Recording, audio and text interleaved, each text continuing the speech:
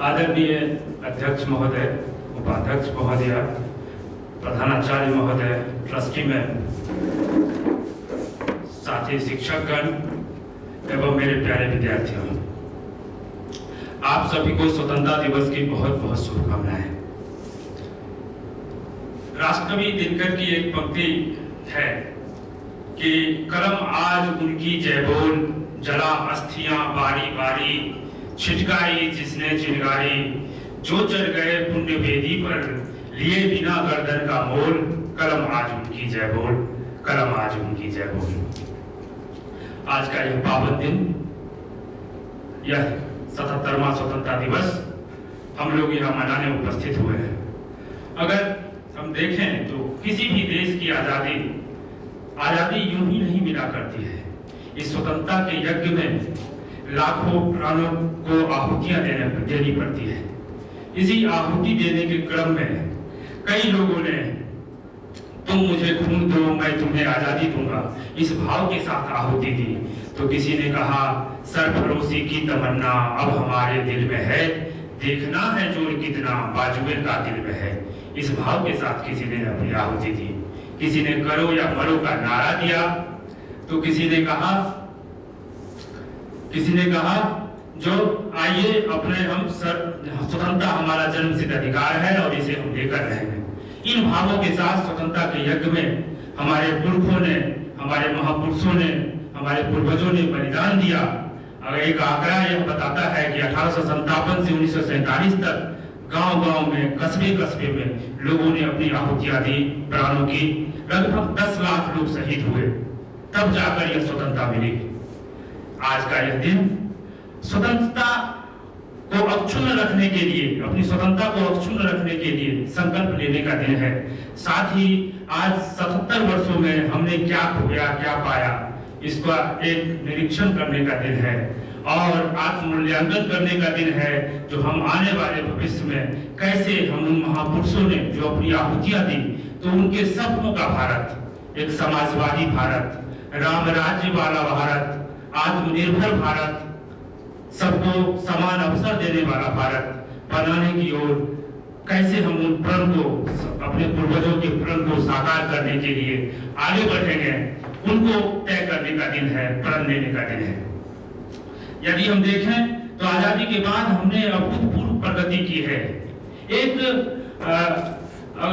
संदर्भ ध्यान में आता है कि आजादी के बाद, आजादी के स्वतंत्रता आंदोलन के जब हम महापुरुषों को देखते हैं, जो हमारे समाज के सबसे शीर्ष विद्वान व्यक्ति थे, सबसे शीर्ष लोग थे, उन लोगों ने आजादी के आंदोलन को नेतृत्व किया था। लेकिन आजादी के बाद हम देखते हैं दो चीजें हो रही हैं। एक सत्ता का केंद्रीकरण एक चरम पर है और दूसरी तरफ भ्रष्टाचार जो है अपने चरम पर है। हमने अभूतपूर्व प्रगति की है, जिसमें व्यक्ति के रूप में हम लोगों ने बहुत विकास किया है। अकेले जाकर के हम विश्व में बहुत बड़े साइंटिस्ट हुए, बहुत बड़े वैज्ञानिक हुए, इंजीनियर हुए, बहुत कुछ व्यक्तिगत तौर पे हमें लगता है हम लोगों ने अधिक प्रगति की है, बजाय एक राष्ट्र के, एक समूह के रूप में। इस तरह का दृष्टिकोण देखने में आता है। और समाज के जो शीर्ष लोग थे आजादी के बाद, वो कहीं न कहीं अपने उत्थान में लग गए, कहीं न कहीं IAS, IPS या फिर और भी जो बेहतर दिशा है उसमें अपने अपने परिवार की दिशा को सुनिश्चित करने में लग गए, और जिसके कारण एक समाज का बहुत बड़ा हिस्सा आज भी मुख्य धारा से अलग है, यह देखने में आता है। अगर हम एक समाज के रूप में, अगर एक राष्ट्र के रूप में अगर हम आगे बढ़ने का सोचें, जैसे कि अगर हम 75% लोग लगभग हम पूरे देश में भी साक्षर हैं, अगर आधे लोग भी इसमें से अगर प्रण ले, जो हमारे आसपास कोई व्यक्ति निरक्षर नहीं रहेगा, आधे लोग भी अगर प्रण लेते हैं, तो हमें लगता है जो आने वाले 2, 4, 5 सालों में हम 100% सफलता की ओर, साक्षरता की ओर बढ़ सकते हैं। राष्ट्र के रूप में हमारे कहने का मतलब है, जो जिस तरह जापान 1945 के में द्वितीय महायुद्ध के बाद हम देखते हैं, द्वितीय विश्व युद्ध के बाद एक बिखरा हुआ, एक पूरी तरीके से कहें तो बर्बाद राष्ट्र, लेकिन जब क्या हुआ, उसने एक सामूहिक रूप से राष्ट्र के रूप में विकास किया। तो आजादी के बाद हम दोनों ने लगभग समान समय में यात्रा प्रारंभ की, लेकिन वह आज विश्व की द्वितीय महाशक्ति के रूप में है, दूसरी अर्थव्यवस्था के रूप में है। तो यह एक एक राष्ट्र के रूप में हमें सोचने की आवश्यकता है, बजाय व्यक्तिगत सामूहिक रूप में। अगर हम साक्षर हैं तो हमारे आसपास कोई व्यक्ति निरक्षर तो नहीं है। एक आजादी का एक व्यापक रूप, गरीबी से आजादी, अशिक्षा से आजादी, भ्रष्टाचार से आजादी, यानी कि एक इस नजरिए को विकसित करना पड़ेगा जो एक राष्ट्र के रूप में कैसे हम विकास करें, यह एक दृष्टिकोण हमें देखना पड़ेगा। वैसे अगर आप देखें तो विज्ञान के क्षेत्र में हमने राष्ट्र के रूप में अभूतपूर्व प्रगति की है, लेकिन अभी भी हमें बहुत कुछ करने का अवसर है। राष्ट्र के रूप में देखते हैं तो आज हम इसरो ने अभी चंद्रयान मिशन लॉन्च किया है, इससे पहले मंगल मिशन, जो कि यह सब एक अद्भुत हमारी उपलब्धि है। उसके बाद हम अगर देखते हैं रक्षा के क्षेत्र में, कहीं हम पूरे विश्व से संसाधन खरीदते थे रक्षा संयंत्र, आज हम एक्सपोर्टर की भूमिका में, निर्यातक की भूमिका में है।